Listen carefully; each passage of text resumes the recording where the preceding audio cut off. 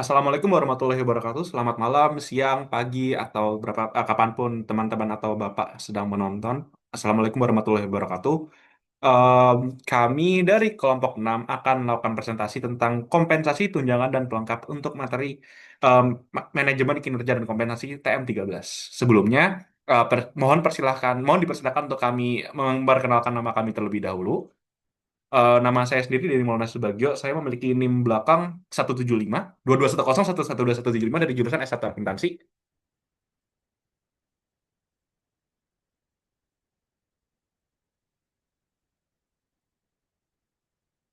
Ada saya Beri Mardian Indro dengan NIM belakang 055 dari jurusan akuntansi.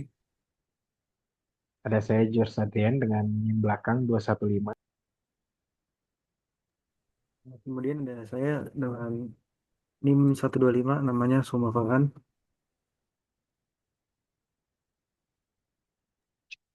Dengan saya Hans Nehemia Nathanael dengan NIM belakang 2115 dari S1 Akuntansi. Saya Merafiol Fikri dengan NIM belakang 181. Nama saya Rahma Yohana dari jurusan akuntansi dengan NIM belakang 221.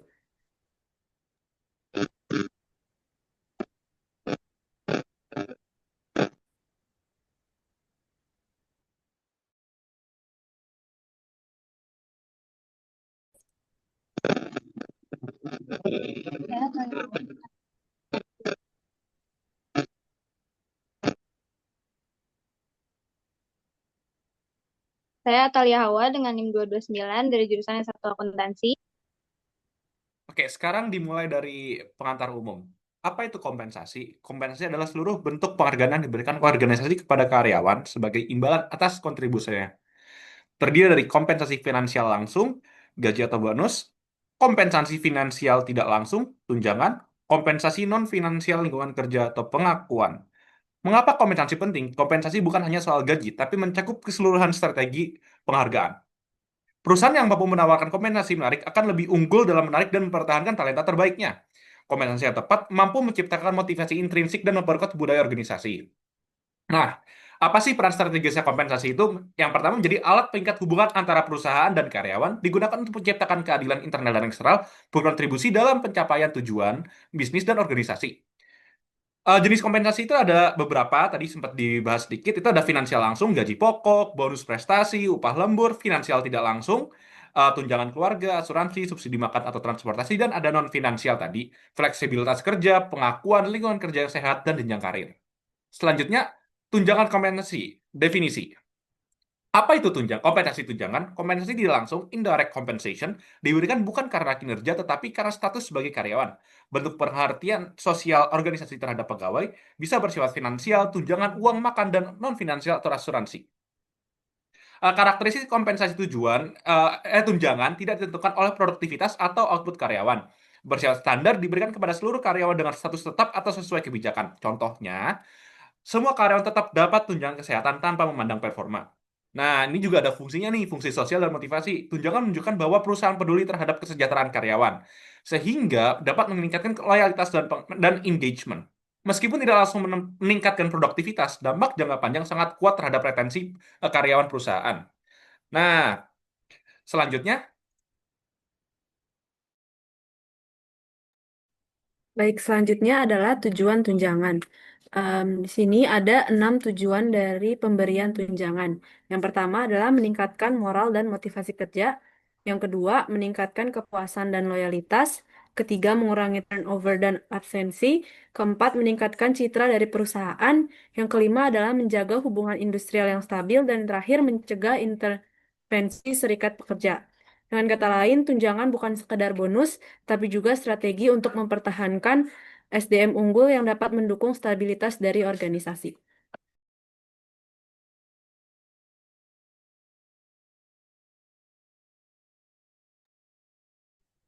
Selanjutnya ada jenis-jenis kompensasi tunjangan. Yang pertama ada payment for time not work.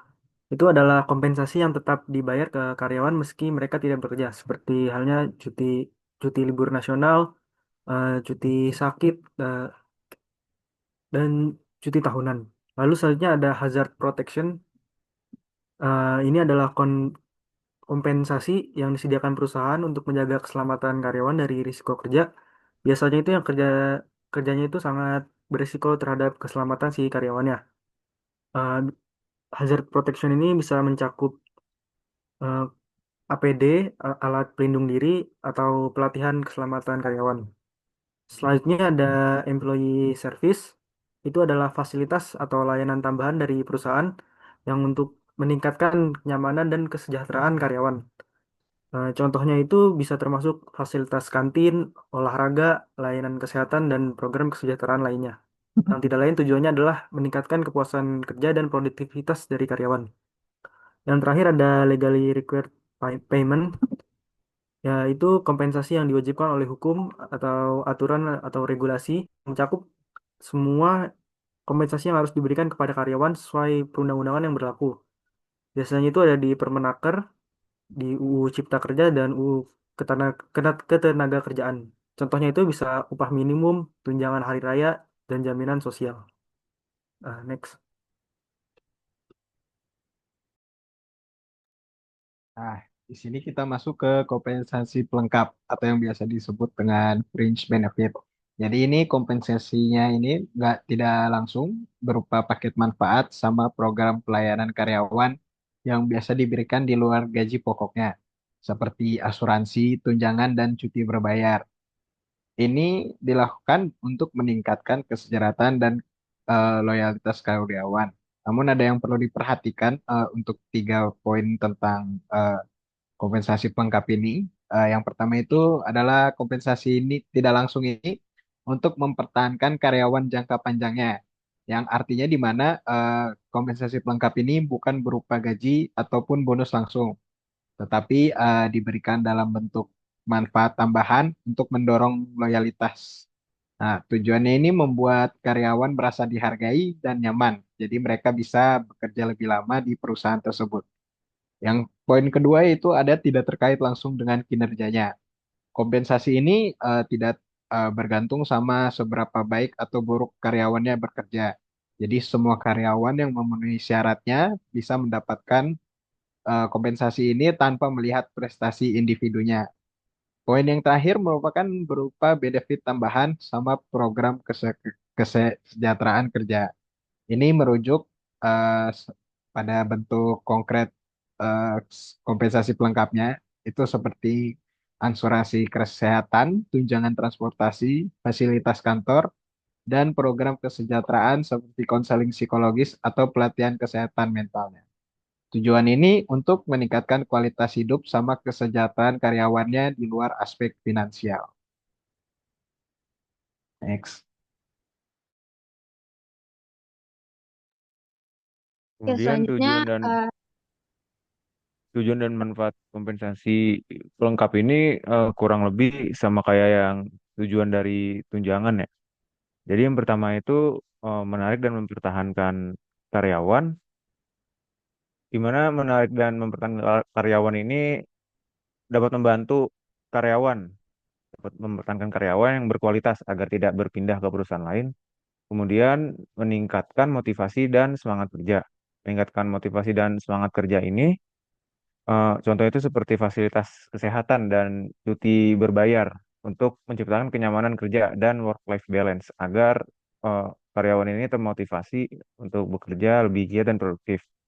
Kemudian yang ketiga, membangun reputasi positif perusahaan. Reputasi positif ini sangat penting di mata publik eh, agar dapat menarik lebih banyak talenta terbaik. Kemudian yang keempat, meningkatkan loyalitas dan kepuasan kerja. Ketika ketika kebutuhan karyawan dipenuhi, mereka akan merasa dihargai dan akan berpengaruh juga kepada peningkatan kepuasan kerja secara keseluruhan. Kemudian yang kelima ada penurunan angka turnover atau dan absensi.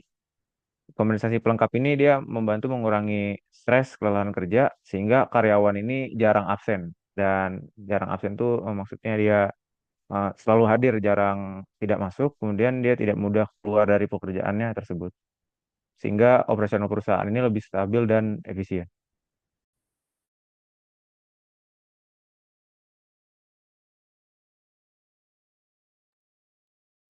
Selanjutnya di sini ada jenis kompensasi pelengkap. Yang pertama di sini ada time of benefit, yaitu kompensasi dalam bentuk waktu istirahat berbayar seperti cuti tahunan, cuti sakit, atau libur nasional. Lalu yang kedua ada perlindungan ekonomi, yaitu fasilitas yang melindungi karyawan dari risiko keuangan seperti asuransi kesehatan, pensiun, atau jaminan hari tua.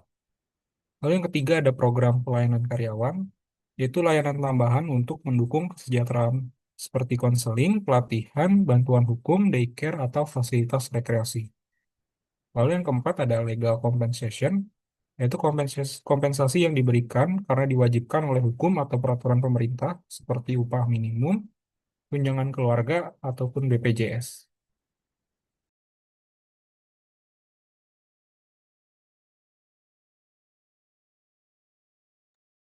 Oke, sekarang kita masuk ke dalam perbedaan antara kompensasi dan tunjangan. Pertama, dari segi pengertian, seperti yang sudah dijelaskan oleh teman-teman saya sebelumnya, bahwa kompensasi tunjangan adalah bentuk penghargaan yang tidak langsung yang diberikan kepada karyawan untuk memenuhi kebutuhan dasar mereka, seperti tunjangan kesehatan, cuti, ataupun pensiun. Sedangkan pelengkap atau fringe benefit lebih menekankan pada fasilitas dan program layanan yang bertujuan untuk menciptakan kenyamanan kerja jangka panjang. Contohnya seperti penyediaan tempat penitipan anak, program rekreasi, hingga pinjaman berbunga rendah.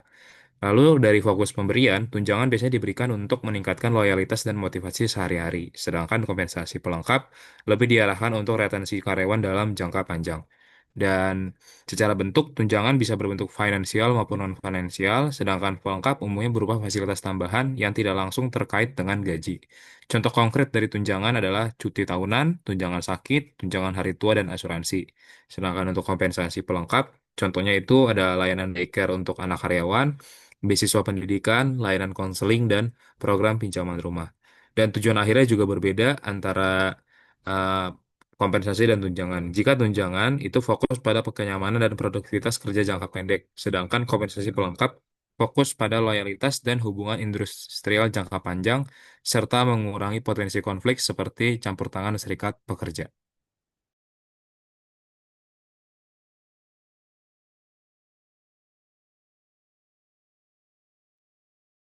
Oke, jadi kesimpulan dari presentasi kelompok kami adalah eh, pemaparan ini menunjukkan bahwa manajemen operasional yang efektif di era digital tidak lagi hanya mengandalkan efisiensi tradisional, namun juga pada kemampuan beradaptasi terhadap teknologi. Perusahaan dapat mengoptimalkan proses, meningkatkan kecepatan dan akurasi pengambilan keputusan, serta menawarkan layanan yang lebih responsif terhadap kebutuhan pelanggan dengan memanfaatkan transformasi digital. Dunia usaha dapat mempertahankan inovasi dan mempertahankan keunggulan kompetitifnya dengan memanfaatkan strategi digital yang tepat.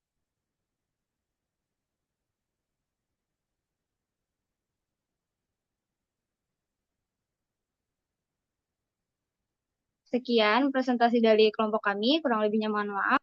Wassalamualaikum warahmatullahi wabarakatuh. Waalaikumsalam warahmatullahi wabarakatuh. Jika Pak Warsidi atau teman-teman lain yang nanti ada pertanyaan, bisa dikirimkan di kolom komentar. Terima kasih teman-teman.